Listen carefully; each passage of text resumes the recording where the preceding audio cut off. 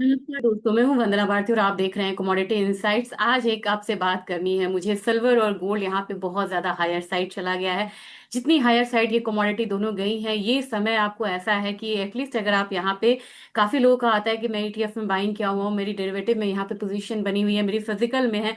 जिनका यहाँ पे निवेश का ध्यान बिल्कुल शॉर्ट टर्म के लिए था या 25 के लिए था, उनके लिए यह बेहतर समय है कि जब वो अपना यहाँ पे मुनाफा ले सकते हैं। और अब एटलीस्ट आपको 50% पे लेना चाहिए, क्योंकि कुछ इंडिकेशन से इस बार बहुत ज्यादा चाइना से होके आया है। और चाइना जो है इस बार ट्रिगर रहा है आपको गोल्ड और सिल्वर के मार्केट का।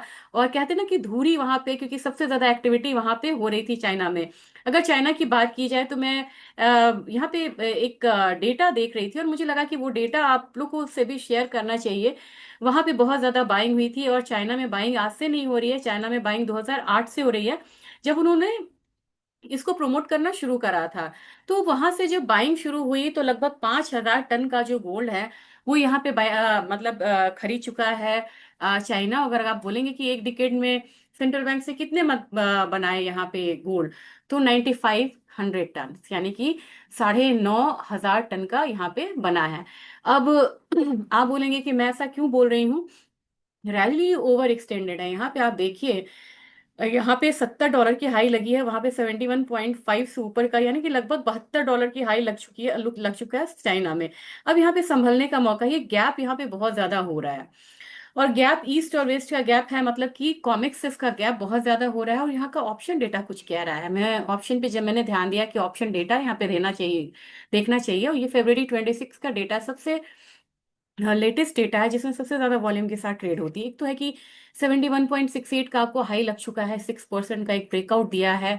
और जो पुट और कॉल रेशियो है 0.97 है, और इसका मतलब ये है कि एक कॉल पे एक पुट का मतलब अभी रेशियो बना हुआ है, यानी कि थोड़ा सा बुलिश तो है लेकिन थोड़ा सा न्यूट्रल मान के चल सकते हैं।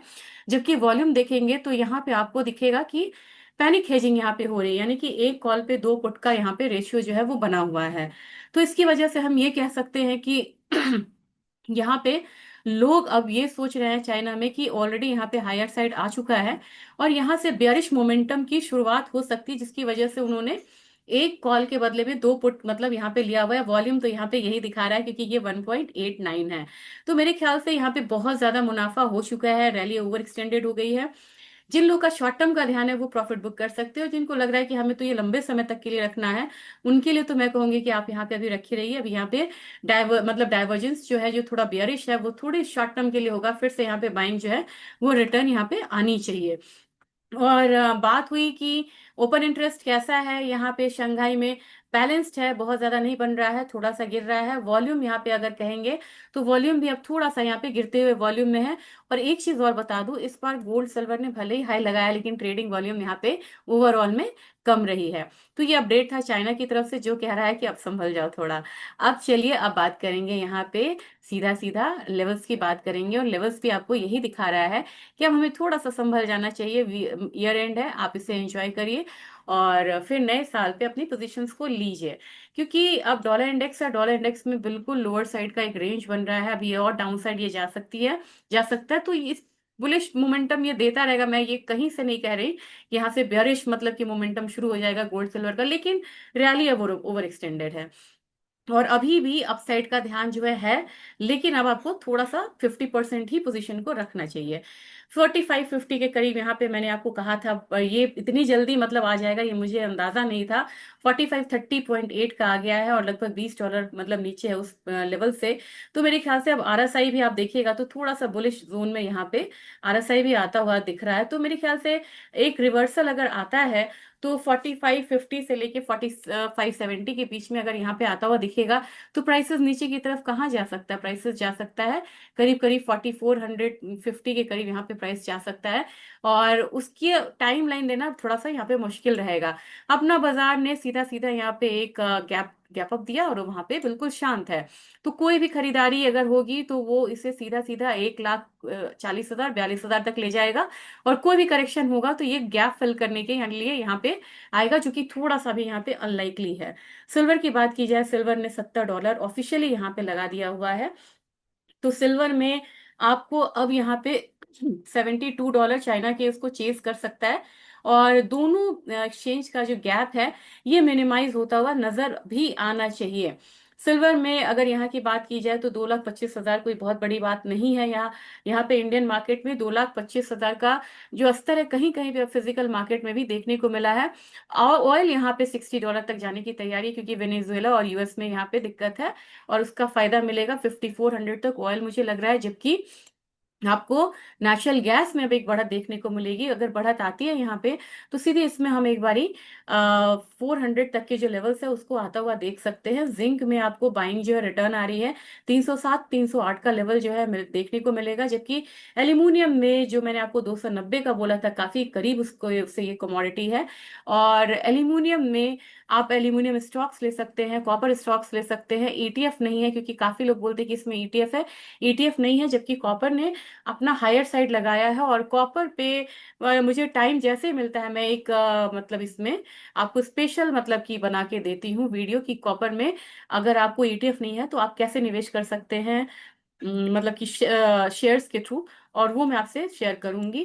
टर्मरिक में मैंने आपको कहा था कि टर्मरिक 17,000 की कमोडिटी है, मुझे लग रहा है वहां तक जाएगी 17,000 17,500। जबकि जीरा में आज के दिन में हल्का सा मैंने देखा है कि मुनाफा वसूली है। और फिलहाल यहाँ पे ये जो रेजिस्टेंस है ये काम करेगा 22,500 के करीब का, लेकिन प्राइसेस को वहां पे एक बारी जाना चाहिए। जबकि धनिया में भी आज यहाँ पे डाउनसाइड आया है लेकिन रिकवरी करके ले जा रहा है। तो अपसाइड में आपको 10,550 से ऊपर जाता है तो 11,200 तक का लेवल आता हुआ देख सकते हैं। कार्डमम आपको यहाँ पे अब थोड़ा हायर साइड लग रहा है मुझे, तो 2,800 तक मान के चलेंगे। जबकि ग्वारगम ग्वारसीड की बात की जाए, कल का मूव दिखा रहा था कि एक यहाँ पे जो करेक्शन है वो दिखेगा, तो 9840 के करीब आपको एक बार फिर से बाइंग रिटर्न आ सकती है 11,000 तक के लिए। जबकि ग्वारसीड में जो सपोर्ट है वो 5350 के करीब का है यहाँ से, यानी कि 200 पॉइंट यहाँ से गिर सकता है और अपसाइड आपको 6,000 तक रहेगा। और आज का दिन एग्री के लिए थोड़ा सा प्रॉफिट बुकिंग वाला दिन है। देखिए यहाँ पे भी डबल टॉप बना के वापस आया है, तो नीचे की तरफ 3,000 का लेवल आ सकता है। जबकि कैस्टर की बात की जाए, कैस्टर अब थोड़ा सा डाउन साइड वाले ही मूड में लग रहा है, तो 6825 का लेवल आता हुआ हम देख सकते हैं। अब जब यहाँ पे बात हो रही है तो इकोनॉमिक कैलेंडर्स की बात होनी जरूरी है, क्योंकि ड्यूरेबल गुड्स ऑर्डर है, जीडीपी डेटा है। और ये डेटा अभी आना है 7 बजे के करीब में। मैं उस समय अवेलेबल रहना चाहूंगी। ड्यूरेबल गुड्स डेटा काफी निगेटिव है, जो कि अब गोल्ड को अपसाइड देगा। और जीडीपी डेटा भी आपको यहाँ पे गोल्ड पे अपसाइड दे सकता है। जबकि कंज्यूमर कॉन्फिडेंस जो है वो थोड़ा सुधर के आने की यहाँ पे उम्मीद है। तो मेरे ख्याल से ये आज का अपडेट था। चाइना कह रहा है कि अब थोड़ा संभल जा, प्रॉफिट बुक करो और न्यू ईयर्स को एंजॉय करिए। और करेक्शन अभी फिलहाल मुझे नहीं लग रहा है, लेकिन मुझे लग रहा है कि ये पूरे मार्केट को यहाँ पे अंदाजा है कि जिस दिन करेक्शन आएगा उस दिन मतलब कि ज्यादा नहीं लेकिन 3-4% का करेक्शन भी अब यहाँ पे मार्जिन कॉल के हिसाब से बहुत मायने रखती है। तो संभल के ट्रेड करिएगा। Thank you.